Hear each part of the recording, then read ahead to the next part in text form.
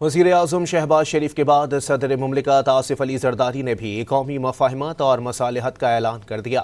صدر زرداری نے یہ پیشکش بھی کی کہ وہ قومی مفاہمت اور مصالحت کے عمل کی قیادت کرنے کو تیار ہیں۔ بلاول بھٹو بھی سیاسی مفاہمت کی بات کر چکے ہیں۔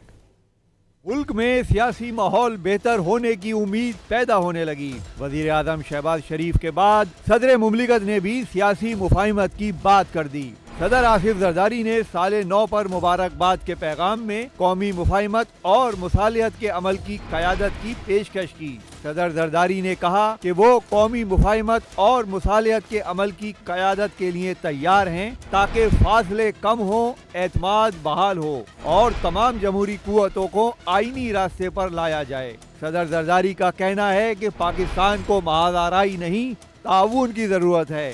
یہ وقت ماحول میں شدت نہیں بلکہ روشنی پیدا کرنے کا وقت ہے۔ یہ لمحہ قومی خود احتسابی اور اجتماعی عزم کا ہونا چاہیے۔ صدر مملکت نے کہا کہ پاکستان کے نگہبان ہونے کی حیثیت سے اپنی ذمہ داریوں کی تجدید کرنی ہوگی۔ چیئرمین پیپلز پارٹی بلاول بھٹو زرداری نے بھی امید ظاہر کی کہ نیا سال پاکستان کے لیے امن، مفاہمت، سیاسی استحکام اور خوشحالی لائے گا۔ قوم کو نئے سال کی مبارکباد دیتے ہوئے بلاول بھٹو نے نئے سال میں مکالمے اور مصالحت کے سال کے طور پر دیکھنے کی بات کی۔ کہا کہ جب اختلافات کو جمہوری طریقے سے حل کیا جائے تو قومیں ترقی کرتی ہیں۔ گزشتہ دنوں وزیر اعظم شہباز شریف نے بھی کہا تھا کہ ملک کی ترقی کے لیے سیاسی ہم آہنگی ضروری ہے۔ اگر پی ٹی آئی سنجیدہ ہے تو حکومت مذاکرات کے لیے تیار ہے۔